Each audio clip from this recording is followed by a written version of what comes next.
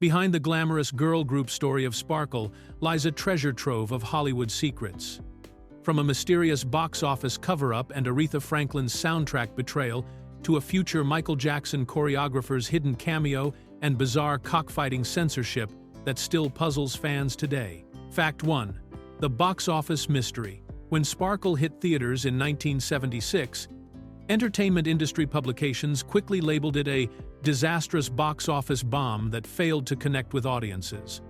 Trade magazines and film critics wrote dismissive reviews, and the general consensus was that this musical drama about three sisters from Harlem had crashed and burned at the box office.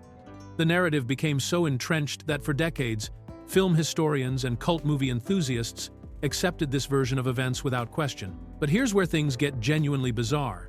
Despite being one of the most talked about flops of the mid-70s, nobody can actually prove that Sparkle bombed at the box office because the financial records have completely vanished. Warner Brothers, the studio that distributed the film, has never released official box office figures for Sparkle's theatrical run. Industry tracking services that normally document every film's earnings have no reliable data for this particular movie. Even entertainment trade publications that reported the film's supposed failure never cited specific numbers or sources for their claims. Making this mystery even stranger is the fact that some sources suggest Sparkle actually made $4 million against a $1 million budget, which would make it a successful independent film by 1970s standards. However, these figures appear in only a few places and cannot be verified through traditional Hollywood accounting channels. The film's producer, Howard Rosenman, and other key figures involved in the production have given conflicting accounts over the years about the movie's actual financial performance. This has created one of Hollywood's most enduring mysteries, where a film's reputation as a commercial disaster exists entirely separate from any verifiable evidence.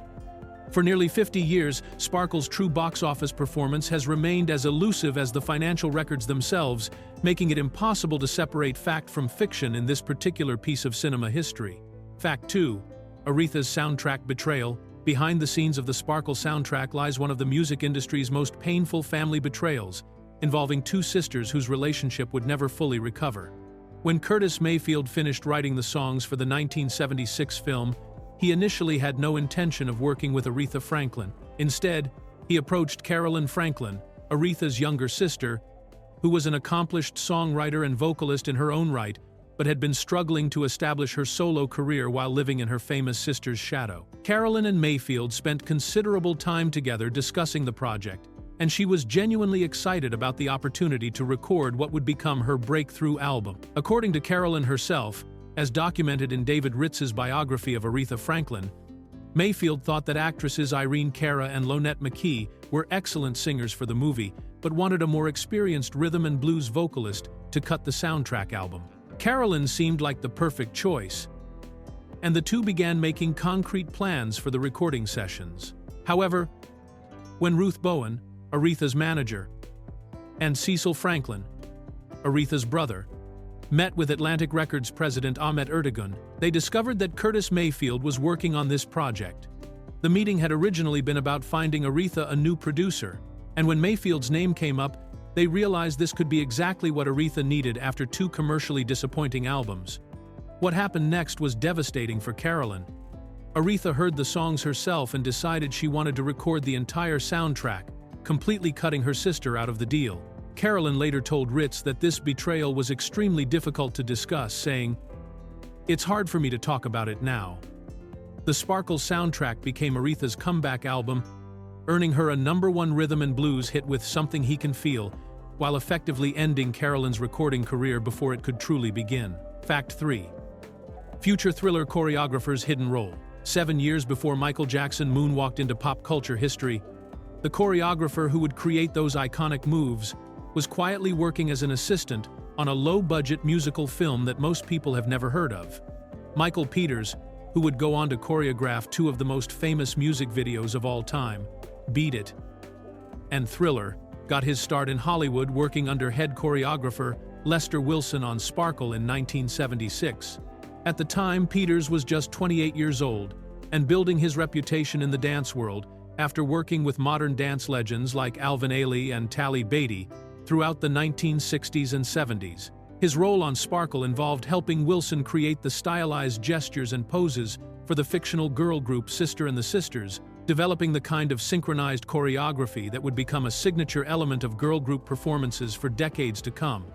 The dance sequences Peters helped craft captured the essence of early 1960s Motown choreography, featuring the precise hand movements and coordinated staging that groups like the Supremes had made famous. What makes this connection even more fascinating is that Peters didn't just work behind the scenes on Sparkle. He also appeared in the film as a rhythm and blues singer performing Love Potion No. 9, giving him both creative and performance experience that would prove invaluable in his later career. The skills he developed working on this forgotten musical, particularly his ability to create memorable, easily replicated dance moves that looked both sophisticated and accessible, would become the foundation of his approach to choreographing music videos. When Peters later worked with Michael Jackson, he brought the same philosophy he had learned on Sparkle, creating choreography that was technical enough to be impressive but simple enough for ordinary people to copy and enjoy. This approach made both Beat It and Thriller cultural phenomena that people still recreate today. Fact 4. 2. 0 women auditioned for one role. When casting directors began searching for the lead actress to play Sparkle Williams in 1976, they had no idea they were about to conduct one of the most extensive audition processes in Hollywood history. Over 2,000 women showed up to audition for the title role, creating a casting marathon that stretched the production team's resources and patience to their limits. This massive turnout was particularly remarkable considering that Sparkle was a relatively low-budget independent film without major star power or studio backing, yet it somehow attracted more hopeful actresses than many big-budget blockbusters of the era. The extensive casting process reflected the film's unique position in Hollywood at the time, as there were very few leading roles available for young African-American actresses in the mid-1970s. Many talented performers saw this as a rare opportunity to break into the film industry, which explains why so many women were willing to compete for a single part. The producers were specifically looking for someone who could both sing and act convincingly, as the role demanded strong vocal performances alongside dramatic scenes that dealt with serious themes like domestic violence and drug addiction. After sifting through thousands of auditions, the casting team ultimately selected 17-year-old Irene Cara, who had already been performing professionally on Broadway and television for 9 years despite her young age. Cara had appeared in shows like The Electric Company and various Broadway productions, giving her the experience and maturity needed to handle the complex role. Her selection proved to be inspired, as she brought both vocal talent and emotional depth to the character of Sparkle. The massive audition process paid off in an unexpected way, as Cara went on to become the film's breakout star and later achieved international fame with Fame and Flashdance, making the extensive search worthwhile for everyone involved. Fact 5. Cockfighting censorship confusion. When Sparkle was prepared for release in the United Kingdom, British censors made a puzzling decision that has baffled film historians for decades. They cut exactly 26 seconds of footage showing cockfighting from the movie. This censorship seems straightforward enough, as the UK has long had strict laws against animal cruelty and depicting illegal blood sports in entertainment. However, what makes this editing decision so bizarre is that nobody has ever been able to provide a satisfactory explanation for why cockfighting footage was included in a musical drama about 3 sisters trying to make it in the music business. The deleted scene apparently showed roosters fighting each other, which was presumably meant to serve as some kind of metaphor or background atmosphere for the gritty urban setting of 1950s Harlem. Yet the inclusion of this violent animal sport in a film focused on gospel-singing sisters and their journey to stardom seems completely disconnected from the main storyline. The cockfighting sequence doesn't appear to have involved any of the main characters, nor does it seem to have advanced the plot in any meaningful way, making its original purpose even more mysterious. What's particularly strange is that director Sam Osteen and screenwriter Joel Schumacher never publicly discussed this scene or explained its significance to the overall story. Film scholars who have analyzed Sparkle extensively have struggled to understand how cockfighting fit into the narrative themes of the movie, which primarily dealt with family relationships, the music industry, and social issues affecting African-American communities in the late 1950s. The fact that British censors felt compelled to remove this footage suggests it was graphic enough to violate UK standards, yet American audiences apparently saw the complete version without any documented controversy or explanation. This has left fans and researchers wondering what exactly they filmed and why anyone thought it belonged in this particular movie. Fact 6. Sanford & Son's secret cameo. Hidden among the cast of Sparkle was a beloved television comedian, making his unexpected film debut at an age when most actors are considering retirement. Don Bexley, who had become a household name playing the lovably dim-witted Bubba on the hit sitcom Sanford & Son, appeared as one of the masters of ceremonies during the amateur contest sequence in the film. What makes this casting choice particularly surprising is that Bexley was 66 years old when he took on this role. And despite decades of experience as a stand-up comedian and entertainer, he had never appeared in a feature film before. Bexley's career path to Sparkle was anything but conventional, as he had spent most of his professional life working the comedy circuit and performing in nightclubs, rather than pursuing Hollywood roles. He had been a pioneer in the entertainment industry, becoming the first black stand-up comedian to work the hotel circuit in the Borscht Belt during the 1940s, and had performed alongside legendary entertainers like Milton Berle, Danny Kaye, and Sammy Davis Jr. His friendship with Red Fox eventually led to his iconic television role as Bubba, which he landed at age 62 without any prior television experience. The casting of Bexley in Sparkle represented a clever bit of cross-media promotion, as Sanford & Son was one of the most popular shows on television at the time, consistently ranking in the top 10 programs from 1972 to 1977. His appearance as the bawdy MC during the talent show sequence added authentic entertainment industry credibility to the film, since Bexley had actually worked as a master of ceremonies in real nightclubs throughout his career.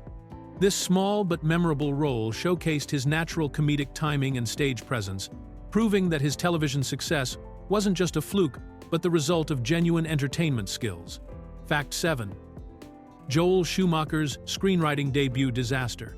Long before Joel Schumacher became one of Hollywood's most controversial directors, he made his screenwriting debut with Sparkle, establishing a pattern of problematic storytelling that would follow him throughout his career. Schumacher took an original draft by Lon Elder, the writer of the Academy Award-nominated Sounder, and edited it into a 200-page script that became the foundation for the film. This was Schumacher's very first professional screenwriting credit, marking the beginning of what would become a deeply polarizing career in the entertainment industry.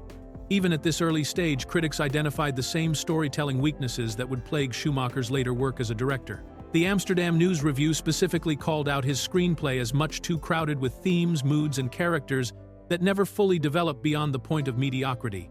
Variety complained that the script tried to tackle serious social issues but didn't go deep enough into the characters, while also including exploitative elements without fully committing to exploring their consequences. These criticisms would become eerily familiar to anyone who followed Schumacher's subsequent directorial efforts. After Sparkle, Schumacher continued writing screenplays for other African-American-led films, including Car Wash in 1976, The Wiz in 1978, and DC Cab in 1983, before transitioning to directing in the late 70s. His directorial career included some successful films like The Lost Boys and A Time to Kill, but he ultimately became most notorious for Batman and Robin in 1997, which is widely considered one of the worst superhero movies ever made. The flaws that critics identified in his Sparkle screenplay, particularly his tendency to cram too many themes into one story without developing them properly, would resurface repeatedly in his later films, suggesting that the problems with his debut script were indicative of deeper storytelling issues. Fact 8. Whitney Houston's obsessive childhood viewing.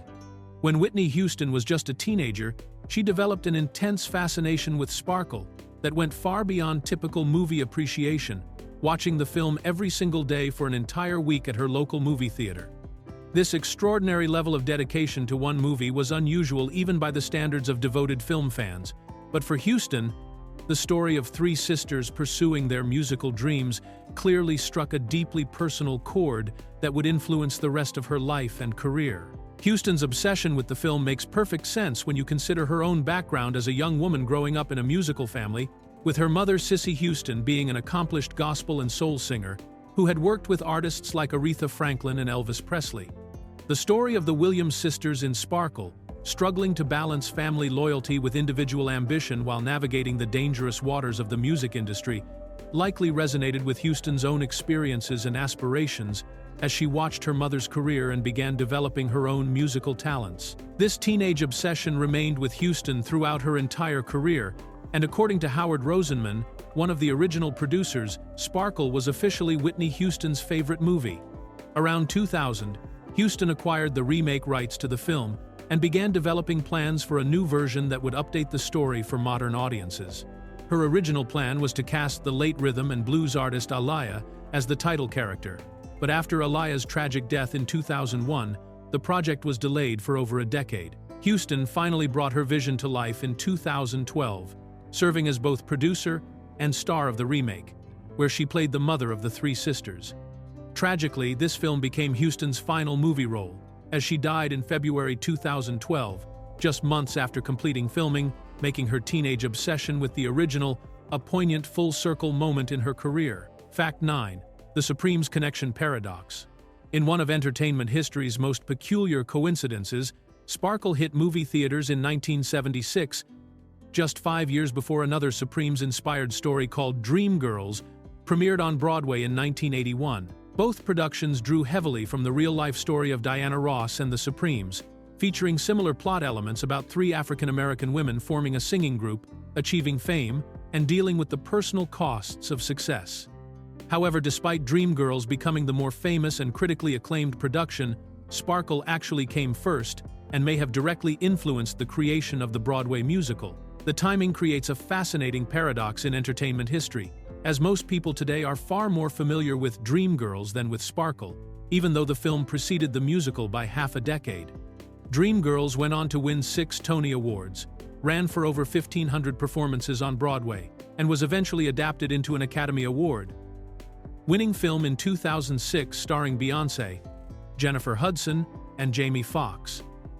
Meanwhile, Sparkle remained a relatively obscure cult film that most mainstream audiences had never heard of. Both stories followed remarkably similar dramatic arcs, including the rise of a female singing group, the emergence of one member as the breakout star while others fall by the wayside, and the destructive influence of drugs and difficult relationships on the group's success. The parallels are so striking that it seems unlikely that the creators of Dreamgirls were unaware of Sparkle when they developed their musical. What makes this connection even more intriguing is that both productions dealt with the same themes about the music industry's treatment of African-American artists, the price of fame, and the complex dynamics within successful groups. The fact that Sparkle explored these themes first, yet remained largely forgotten while Dreamgirls became a cultural phenomenon, represents one of Hollywood's strangest cases of a predecessor being overshadowed by its more successful successor. Fact 10.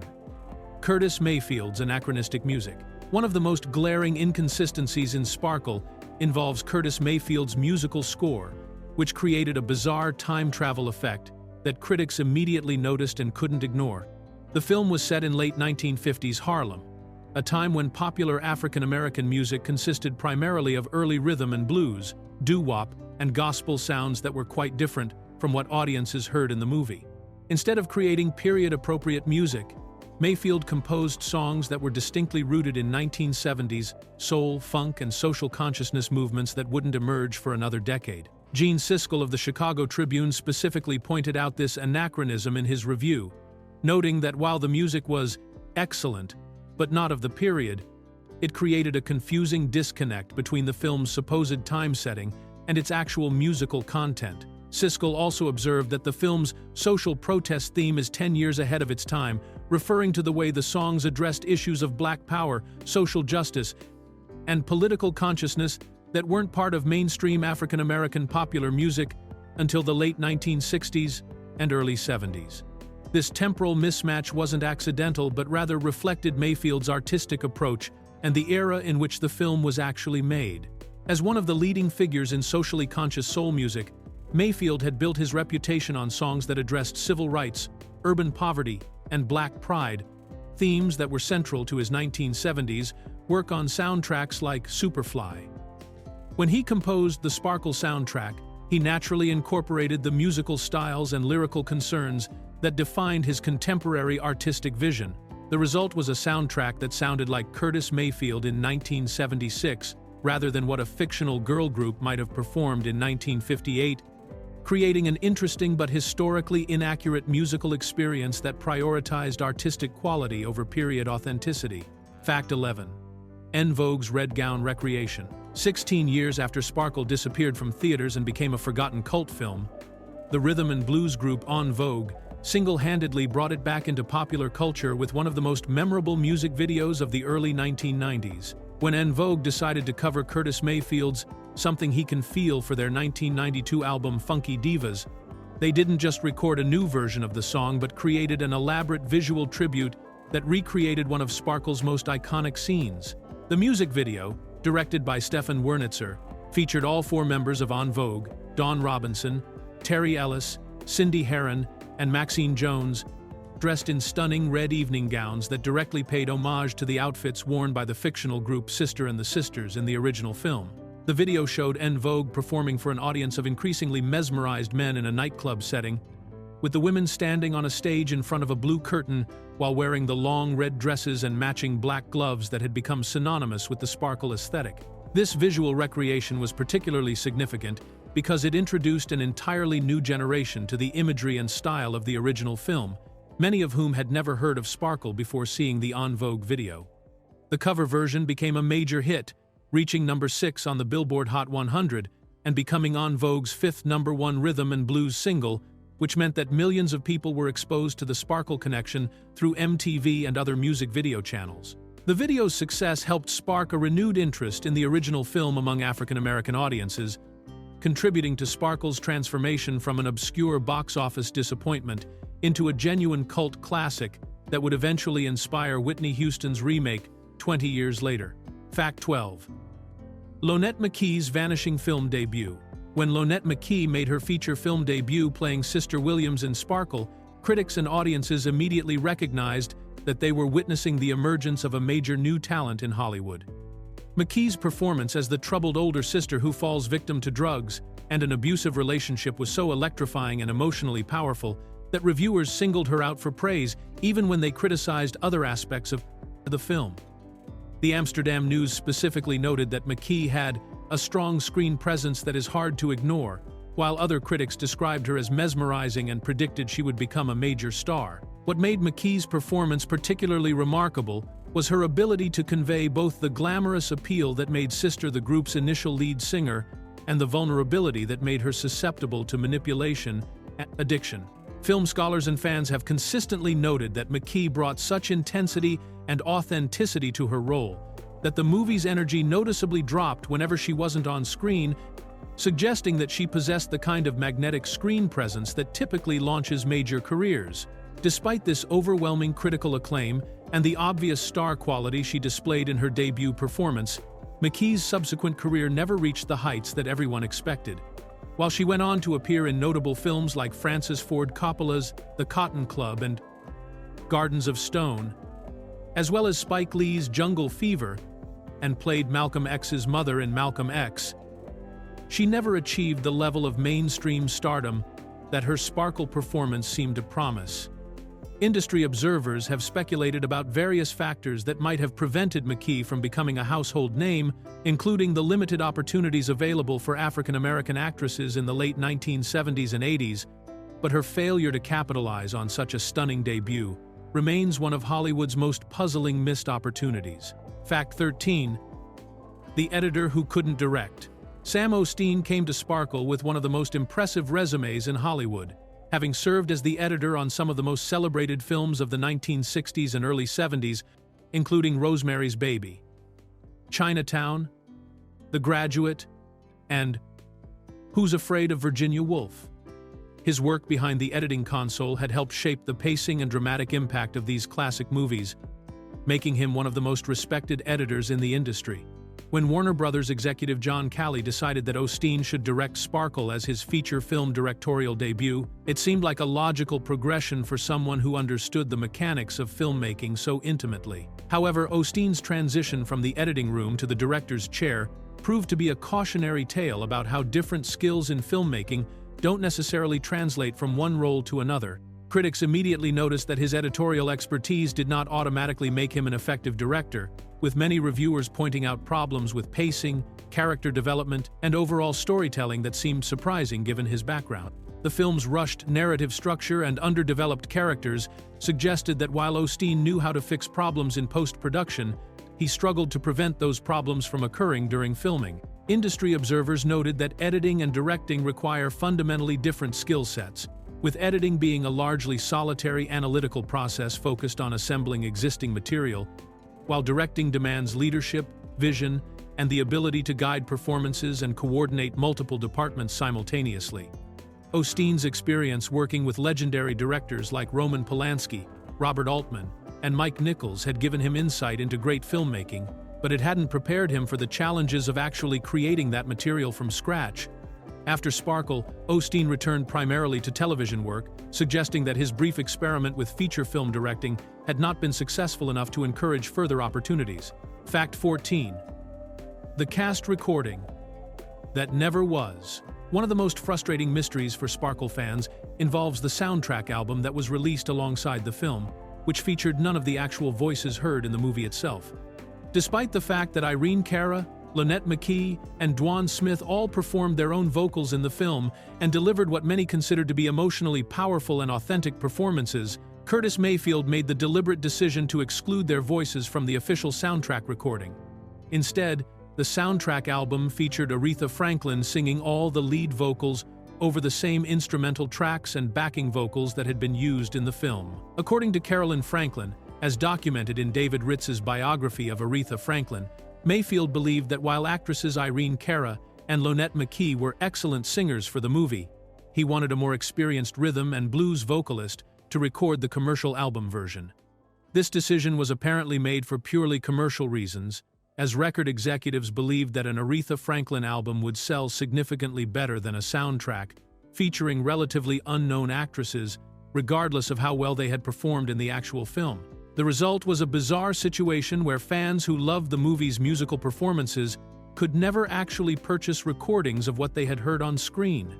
For decades, devoted Sparkle enthusiasts have requested that the original cast recordings be released, but these performances have never been made commercially available in any official capacity. Some bootleg recordings of the original vocals have circulated among collectors over the years, but the studio has never authorized their release. This decision has been particularly frustrating for fans, because many people actually preferred the cast's more raw and emotional interpretations of the songs over Aretha Franklin's more polished studio versions, feeling that the actress's performances better captured the characters and storyline of the film itself. Fact 15. The mysterious Baltimore preview Euphoria. In March 1976, just weeks before Sparkle's official theatrical release, Warner Brothers held a preview screening in Baltimore that created one of the most puzzling contradictions in film history. The audience of 1,300 people reportedly applauded, screamed, and displayed loud attestation to their feelings that it was a good movie. According to contemporary accounts of the screening, this enthusiastic reception suggested that the film had connected powerfully with viewers and might be headed for commercial success when it reached theaters nationwide. However, this overwhelmingly positive audience response created a baffling disconnect with virtually everything that happened afterward. When Sparkle opened in regular theaters, it was immediately dismissed by critics who called it everything from hackneyed and ho-hum to a film that failed to develop its characters beyond mediocrity. More mysteriously, despite the Baltimore audience's obvious enthusiasm, the film was quickly labeled a box office disaster. Though, as previously noted, no verifiable financial records exist to support this claim, the contrast between the Baltimore preview reaction and the subsequent critical and commercial reception has never been adequately explained by anyone involved in the film's production or distribution. Film industry experts have struggled to understand how a movie could generate such genuine excitement from a sizable test audience, yet fail so completely to replicate that success with critics and general audiences. Some theories suggest that the Baltimore audience may have been particularly receptive to the film's themes and musical content, or that the preview screening created a special communal viewing experience that couldn't be replicated in regular theater settings. This disconnect becomes even more mysterious when considering that Sparkle eventually developed a devoted cult following among African American audiences, suggesting that the Baltimore preview audience may have been responding to qualities in the film that mainstream critics and distributors failed to recognize or appreciate at the time.